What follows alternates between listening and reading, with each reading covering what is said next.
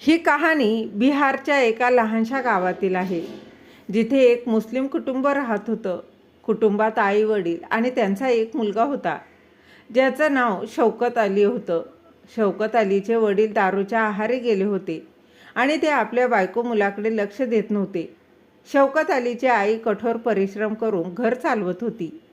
वेळ जात होता आणि शौकत अलीच्या वडिलांचे दारूचं व्यसन अधिकाधिक वाढत होतं. आता तो आपल्या पत्नीच्या कठोर परिश्रम करून मिळालेले पैसे हिसकावून घ्यायचा आणि त्यातूनच दारू प्यायचा. दारूच्या नशेत तो सर्व काही विसरून स्वतःच्या आनंदात फिरत राहायचा.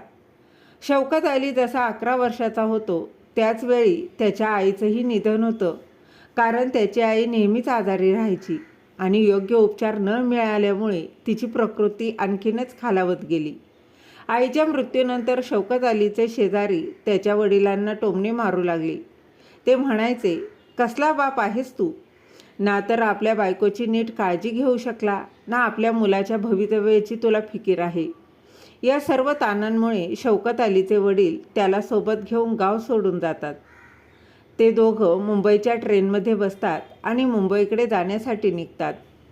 त्यावेळी शौकत अलीचं वय फक्त 11 वर्षाचं होतं आणि तो आपल्या वडिलांसोबत असाच जात होता. पण त्याला काहीच ठाऊक नव्हतं की पुढचं जीवन कसं असणार आहे. जसजशी वेळ निघून जाते तसतशी ट्रेनही मुंबईच्या जवळ येऊ लागते. मात्र एका स्टेशन आधीच शौकत अलीचे वडील त्याला घेऊन ट्रेनमधून उतरतात आणि उतरल्यानंतर शौकत अली आपल्या वडिलांकडे पाहून म्हणतो, बाबा, मला भूक लागली आहे. त्यानंतर त्याचे वडील त्याला घेऊन जवळच्या एका हॉटेलमध्ये जातात आणि दोघे तिथे बसून जेवायला लागतात. शौकत अली मनात विचार करतो, कदाचित आता बाबा माझी चांगली काळजी घेतील आणि आता मला कुठलीही अडचण येणार नाही. आता जेवण झालं होतं तेव्हा शौकत अलीचे वडील हॉटेलच्या मालकासोबत काहीतरी बोलून येतात आणि थोड्याच वेळात हॉटेल मालक त्यांना काही पैसे देतो. ते पैसे घेऊन शौकत अलीचे वडील तिथून जाऊ लागतात आणि शौकत अलीही पण आपल्या वडिलांसोबत निघायला लागतो. पण तेवढ्यातच हॉटेलचा मालक येतो आणि त्याला थांबवतो. तो शौकत अलीला सांगतो, तुझे वडील मला तुला विकून गेले आहेत. आजपासून तू इथेच राहशील आणि इथेच काम करशील. हे ऐकून त्याला शॉक बसला आणि शौकत अलीच्या डोळ्यातून अश्रू येतात. तो मनातल्या मनात रडायला लागतो. पण तो करू तरी काय शकत होता. त्यामुळे तो त्या हॉटेलमध्येच राहू लागतो आणि तिथेच आपल्या लहान लहान हातांनी भांडी घासू लागला आणि सर्वांना जेवण वाढायचं काम करू लागला. हळूहळू वेळ निघून गेली आणि 1 वर्ष अगदी ह्या गोष्टीला 1 वर्ष उलटलं. शौकत अलीला त्या हॉटेलमध्ये खूप काही सहन करावं लागत होतं. हॉटेलचा मालक त्याला नेहमी लहान सहान गोष्टींवरून मारहाण करायचा. त्यामुळे शौकत अलीला तिथे राहायला अजिबात आवडत नव्हतं. तो नेहमीच विचार करायचा, इथून कुठेतरी पळून जाऊ, कोणाच्या तरी सोबत राहून नवीन आयुष्य सुरू करू. कारण हॉटेलचा मालक त्याच्याशी प्राण्यांसारखा वागायचा.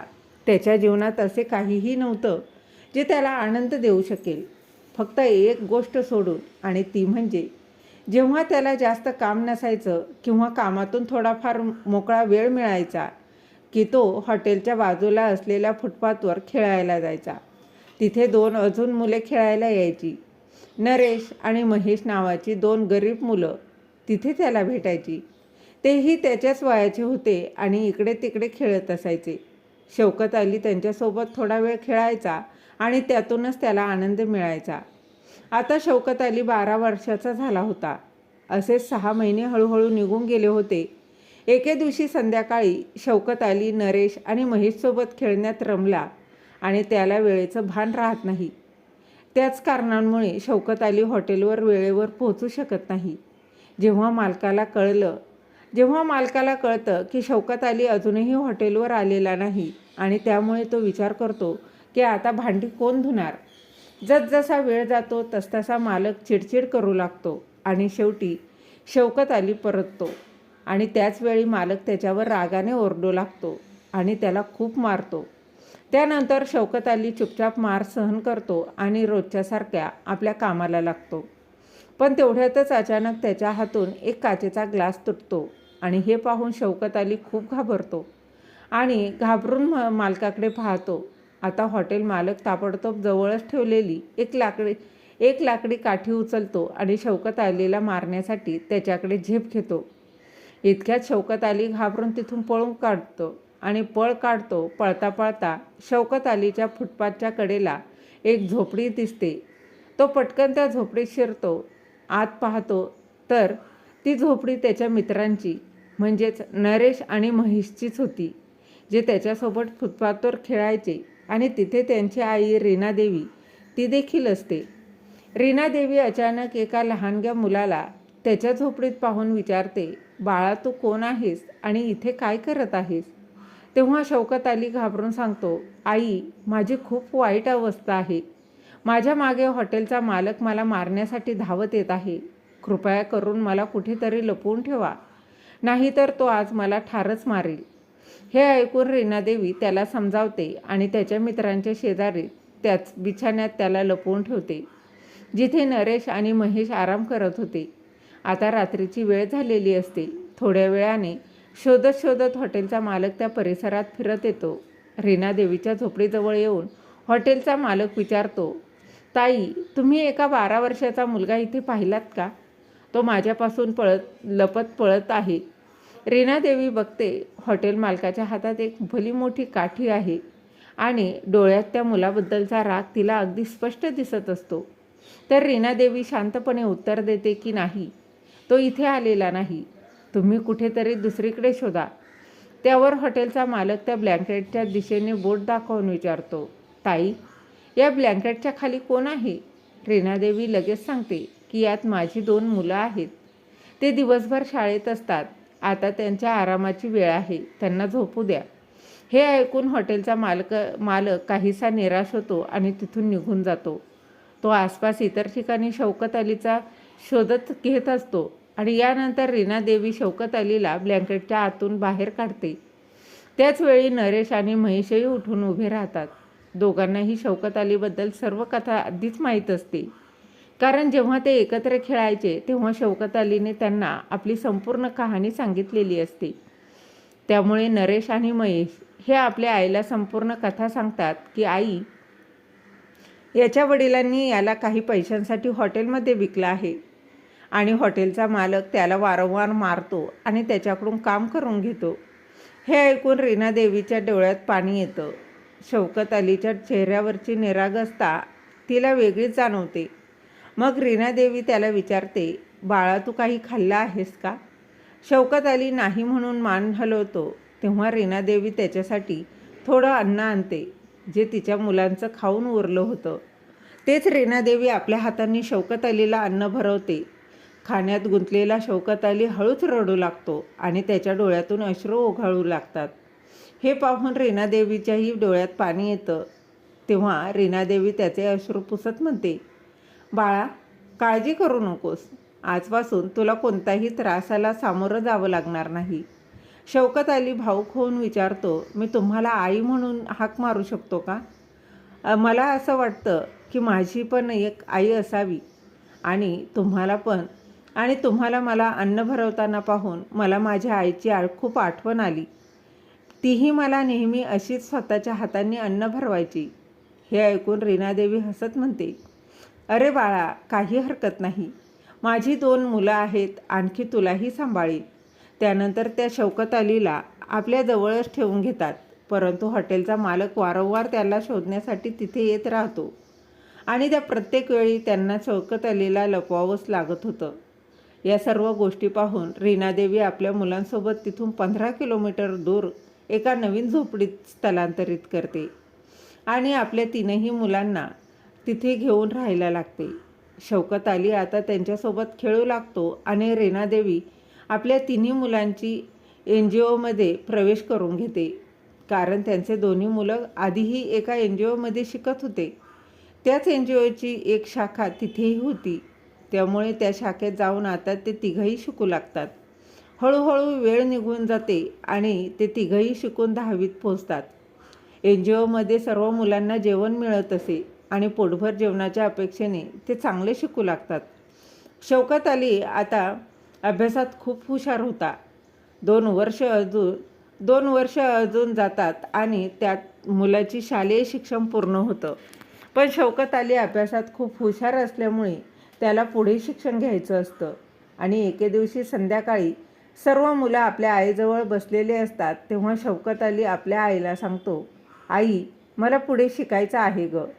शिक्षण घेऊन एखादी सरकारी नोकरी मिळवायची आहे, ज्यामुळे आपलं जीवन पण चांगलं जाईल. आणि हे ऐकून रीनादेवी त्याला म्हणते, ठीक आहे बाळा, जर तुझा असा विचार आहे तर तू तुझं शिक्षण पुढे चालू ठेव. तुला आमच्याकडून जी मदत हवी असेल ती आम्ही देऊ. आम्ही तुझ्या शिक्षणासाठी प्रयत्न करू.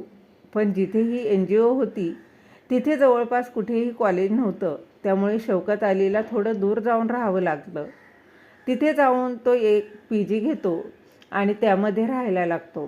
तिथे तो अभ्यासासोबत कामही करू लागला होता, जेणेकरून त्याचा खर्च तो स्वतः भागवू शकेल. अशा प्रकारे तो आपले ग्रॅज्युएशन पूर्ण करतो आणि तो सरकारी नोकरी मिळवू इच्छित असतो. त्यानंतर तो सरकारी नोकरीसाठी अर्ज भरू लागतो. हळूहळू 2 वर्ष जातात आणि त्याची मेहनतीला फळ मिळतं आणि त्याला एक सरकारी नोकरी मिळते. तो नोकरी बँकेत अधिकारी म्हणून नियुक्त होतो आणि हे समजतात शौकत अली खूप आनंदित होतो आणि हा आनंद आपल्या आईसोबत वाटून घेतो. तो आपल्या आईसोबत वाटून घेऊ इच्छितो. तर शौकत अली बाजारात जातो, काही कपडे घेतो, एक छानसा कोट पॅन्ट विकत घेतो आणि चांगले बूटही घेतो. बूट घालतो आणि त्यानंतर तो त्या ठिकाणी पोहोचतो जिथे त्याची आई रीनादेवी राहत होती. जसेच तो झोपेत जातो तिथे पाहतो की त्याची आई प्रार्थना करत आहे. प्रार्थना पूर्ण झाल्यावर जसेच ती मागे वळते ती शौकत अलीला उभा पाहते. रीनादेवी पाहते की तिच्यासमोर एक तरुण मुलगा उभा आहे, ज्याने चांगले कपडे घातले आहेत आणि त्याच्या चेहऱ्यावर दाढी आहे. त्याला पाहून ती थोडी आश्चर्यचकित होते आणि विचारते, साहेब, तुम्ही कोण आहात आणि इथे का आलात? हे ऐकून शौकत अलीला हसू येतं. शौकत अली हसतो आणि रीनादेवीच्या पायांना स्पर्श करतो आणि म्हणतो की आई, मला ओळखलं नाहीस का? मी तुझा शौकत आहे आणि आता मला सरकारी नोकरी मिळाली आहे. हे ऐकताच रीनादेवीच्या डोळ्यातून आनंद अश्रू वाहू लागतात आणि ती त्याला घट्ट मिठी मारते. त्यानंतर शौकत अली तिला सगळ्या गोष्टी सांगू लागतो आणि बोलता बोलता त्याला कळतं की त्याचे जे 2 भाऊ होते त्यापैकी नरेशचा एका कार अपघातात मृत्यू झाला आहे आणि दुसरा भाऊ महेश आहे, ज्याच्या पायाला गंभीर दुखापत झाली आहे. त्यामुळे महेशला खूप कमी पगार मिळतो आणि त्याचं कुटुंब कठीण परिस्थितीमध्ये आहे आणि त्यामुळे त्याची आई आणि भाऊ खूपच परेशान राहतात. हे सर्व ऐकून शौकत अली ढसाढस रडू लागतो आणि आपल्या आईला म्हणतो, आई, आता बस, आता तू माझ्यासोबत चल. मी तुला एक चांगलं आयुष्य देईन. आणि भाऊ कुठे आहे? त्यालाही बोलावून घे, तो सुद्धा आपल्यासोबत येईल. शौकतचा भाऊ सकाळीच काही कामासाठी बाहेर गेला होता. काही वेळानंतर तो घरी परततो आणि घरात एका अनोळखी व्यक्तीला पाहतो आणि तो विचारतो, भाऊ, तुम्ही कोण आहात आणि इथे काय करत आहात? त्यावर शौकत अली त्याला सांगतो, मी शौकत आहे आणि आता मला सरकारी नोकरी मिळाली आहे. आता आपण चांगलं आयुष्य जगू शकतो. हे ऐकताच त्याच्या भावाच्या डोळ्यातही अश्रू येतात. त्यानंतर शौकत अली आपल्या आईला आणि आपल्या भावाला घेऊन आपल्यासोबत निघतो. जिथे त्याची नोकरी होती तिथेच एक भाड्याचं घर घेतो आणि त्यामध्ये आई आणि भावासोबत राहायला लागतो. शौकत आपल्या आई आणि भावाची चांगल्या प्रकारे काळजी घेऊ लागतो. परंतु त्याचा भाऊ तरीही थोडाफार काम करतो, कारण त्याला कोणावरही ओझं बनायचं नव्हतं. शौकत दररोज बँकेत जाऊन आपलं काम करायचा. एके दिवशी संध्याकाळी जसं शौकत आपले काम पूर्ण करतो आणि तो बाहेर येतो तेव्हा त्याला बँकेच्या दाराशी एक अत्यंत वृद्ध व्यक्तीला पाहतो. त्याची दाढी खूपच मोठी वाढलेली होती आणि त्याला पाहून तो खूपच आजारी दिसत होता. शौकत अली खूपच दयाळू माणूस होता, त्यामुळे तो त्या व्यक्तीकडे जातो आणि त्याला विचारतो, बाबा, तुम्ही कोण आहात आणि इथे काय करत आहात? त्यानंतर जेव्हा ती व्यक्ती आपल्याबद्दल सांगतं तेव्हा शौकत अलीला समजतं की हा व्यक्ती दुसरा तिसरा कोणी नसून त्याचे वडील आहेत, ज्यांनी त्याला काही पैशांसाठी हॉटेलवर विकलं होतं आणि स्वतःच्या आयुष्यात मौजमस्तीत रमला होता. हे समजल्यावर शौकत अली तिथून उठतो आणि त्या व्यक्तीला काहीही न सांगता घरी परत जातो. आज त्याच्या चेहऱ्यावर निराशा स्पष्ट दिसत होती. त्याची आई ही निराशा पाहून त्याला विचारते, बाळा, काय झालं आहे? तू इतका परेशान का आहेस? त्यावर शौकत अली त्या व्यक्तीबद्दल आईला सगळं काही सांगून टाकतो. शौकत म्हणतो, हा माझा तो बाप आहे ज्याने मला हॉटेलवर विकलं होतं. हे ऐकल्यावर त्याची आई त्याला म्हणते, बाळा, जर तसं आहे तर त्यांना एखाद्या चांगल्या रुग्णालयात दाखव आणि त्यांचा उपचार करून दे. शेवटी ते तुझे वडील आहेत. जरी ते तुझ्याशी असं वागले असले तरी तुला आपले कर्तव्य पार पाडायलाच हवं. या गोष्टीवर शौकत अलीला राग येतो आणि तो आईला अगदी स्पष्टपणे नकार देतो. तो म्हणतो, आई, अशा बापाला मी का मदत करू ज्याने मला लहान वयातच काही पैशांसाठी दुसऱ्या माणसाला विकलं होतं. अशा बापासाठी मला काहीही करायचं नाही.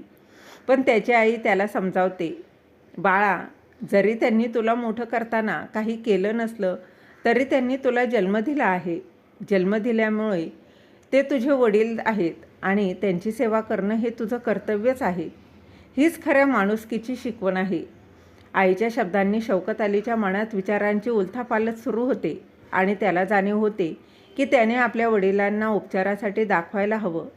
त्यानंतर तो बँकेत जातो आणि पाहतो की वृद्ध व्यक्ती अजूनही तिथेच पडलेला आहे. तो आपल्या वडिलांना तिथून उचलतो आणि रुग्णालयात दाखल करतो. डॉक्टरांना विनंती करतो की त्यांचे उपचार सुरू करावेत. डॉक्टर त्यांची तपासणी करून शौकतला सांगतात की त्यांनी खूप मद्यपान केलं आहे, ज्यामुळे त्यांचे यकृत आणि फुफ्फुस हे दोन्ही खराब झालं आहे. हे ऐकून शौकत डॉक्टरांना म्हणतो, डॉक्टर साहेब, तुम्ही तुमचे संपूर्ण प्रयत्न करा. बाकी जे होईल ते देवावर सोडूया. त्यांच्या वडिलांचा उपचार सुरू झाले आणि पण काही दिवसानंतर डॉक्टर शौकतला कळवतात की त्यांचे वडील या जगात राहिले नाहीत. शौकत अली त्याचा अंतिम संस्कार करून एक पुत्र म्हणून आपलं कर्तव्य पूर्ण करतो. त्यानंतर शौकत अली आपल्या कुटुंबासोबत तिथेच राहू लागतो. काही काळानंतर त्याची आई रीनादेवी त्याला म्हणते, बाळा, आता तू लग्न कर. यावर शौकत अली आधी नकार देतो आणि नंतर म्हणतो, आई, असं नाही, आधी भाऊचं लग्न होईल कारण तो माझ्यापेक्षाही मोठा आहे. पण रीनादेवी त्याला समजावते, बाळा, असं होऊ शकत नाही कारण तुझा भाऊ तर अपंग झाला आहे. त्यामुळे त्याचं लग्न करायला मोठ्या अडचणी येतील. जर शक्य झालं तर नंतर पाहू, पण सध्या तू तर लग्न कर. शेवटी शौकत अलीही लग्नासाठी तयार होतो आणि म्हणतो, आई, मग तूच माझ्यासाठी कोणीतरी मुलगी शोध. त्याची आई त्याच्यासाठी एक मुस्लिम मुलीचा शोध घेते जी एका चांगल्या घरातली असते. लग्न ठरवून 1-2 महिन्यातच ते लग्न करून घेतात. लग्नानंतर शौकत अलीची पत्नी त्याच्यासोबतच राहायला येते. काही दिवसांनी शौकत अली आपल्या कुटुंबासाठी एक छानसं घर बनवतो आणि तिथे सगळे आनंदाने राहू लागतात आणि त्याच घरात पूर्ण कुटुंब राहू लागतं.